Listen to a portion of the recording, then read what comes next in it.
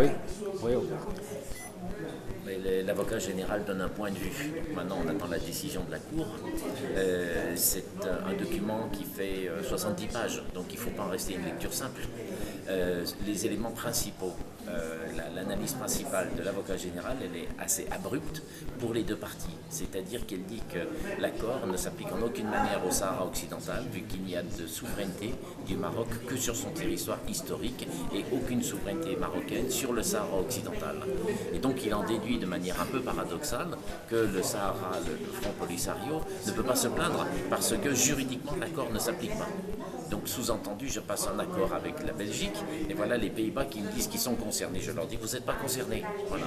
Donc ceux qui ont une petite lecture de l'arrêt disent, ah oui, mais ils disent que le Front Polisario ne sera pas recevable, mais on verra bien ce qu'il en sera. Mais surtout s'il dit ça, c'est pour dire la donnée principale qui est que le Maroc n'a pas de souveraineté sur le Sahara occidental. Et moi je mets bien en garde sur ce plan parce qu'on a beaucoup d'indices pour dire qu'on va dans ce sens.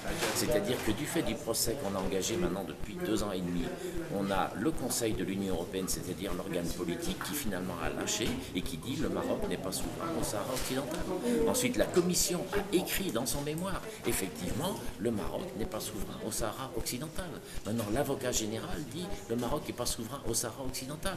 Donc nous, on attend l'arrêt de la Cour avec toute la confiance qu'on a mis en la justice depuis le départ et on fera bien intention de distinguer l'essentiel, c'est-à-dire la question de la souveraineté, de tous les autres aspects qui sont des aspects de procédure. Mais je pense par ailleurs qu'il y a une possibilité que l'arrêt soit confirmé dans toutes ces dispositions. Enfin, on verra bien, il y a plusieurs choses à voir. Mais je crois que l'enseignement principal pour nous, quand nous avons agi, c'est de dire 2 choses. La première, faire reconnaître qu'en droit européen, le Front Polisario est le seul représentant du peuple sahraoui et qu'il a le droit d'agir en justice. Et ça, c'est dans les conclusions de l'avocat général au paragraphe 147. Et la deuxième chose, c'est que le Maroc n'est pas souverain au Sahara occidental. Après, l'irrecevabilité qu'il a jugée, elle est liée donc à sa lecture maximaliste en disant, vu que l'accord s'applique à la frontière, le Front Polisario qui est de l'autre côté, il n'est pas recevable à agir. Voilà. Bon, on verra bien. Mais quand il y a irrecevabilité, c'est uniquement par rapport à cet aspect.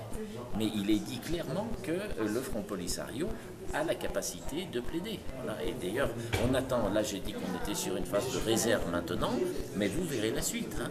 C'est-à-dire qu'il y a le procès de la pêche qui est en cours, il y a les bateaux qui se promènent, il y a les exportations agricoles. Attendons l'arrêt de la Cour.